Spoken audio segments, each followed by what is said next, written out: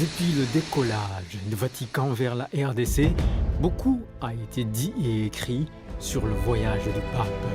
Mais pourquoi ce voyage en janvier 2023? Ou encore, pour ceux qui croient que l'avenir de l'Église catholique est en Afrique, qu'attendraient-ils de ce voyage? Lors de son 5e voyage en Afrique, l'histoire gardera que Francis est le premier pape natif d'un pays en développement qui visite l'Afrique des Grands Lacs.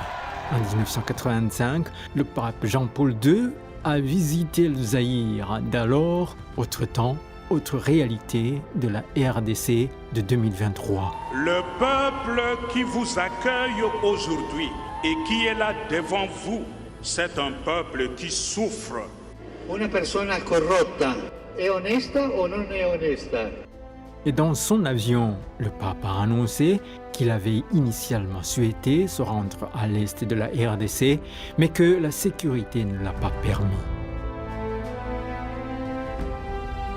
Quand le pape Jean-Paul II visita le Zaïre, l'inoubliable aura été la béatification de la sœur Anouarite.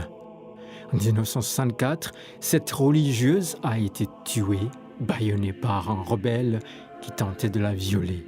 C'est le genre d'atrocité que le pape Francis a entendu des témoignages de certaines victimes de guerre du Kivu. Ça a été interprété comme une opportunité que le pape a eue pour en désapprouver le fait que le monde paraît avoir échoué à pacifier l'est de la RDC. Parle aussi aux nations agresseurs, aux nations agresseuses, le Rwanda, le Burundi, l'Ouganda et consorts. Certes, je ne suis pas catholique, mais la présence d'un homme de Dieu dans un pays, c'est aussi une bénédiction. Près de 5 sur 10 Congolais sont des catholiques, environ 50 millions de toute la population.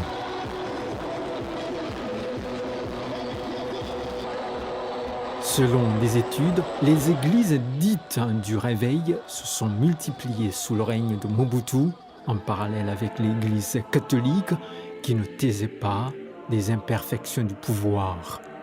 Ce fut le cas sous le règne de Kabila, de même que sous Félix Tshisekedi. L'Église catholique a aussi une place importante dans le système médical et de l'enseignement. Avec le message que vous nous avez apporté sur le thème « Tous réconciliés en Jésus-Christ et confiants dans vos prières », nous espérons voir se tenir dans notre pays des élections libres, transparentes, inclusives et apaisées.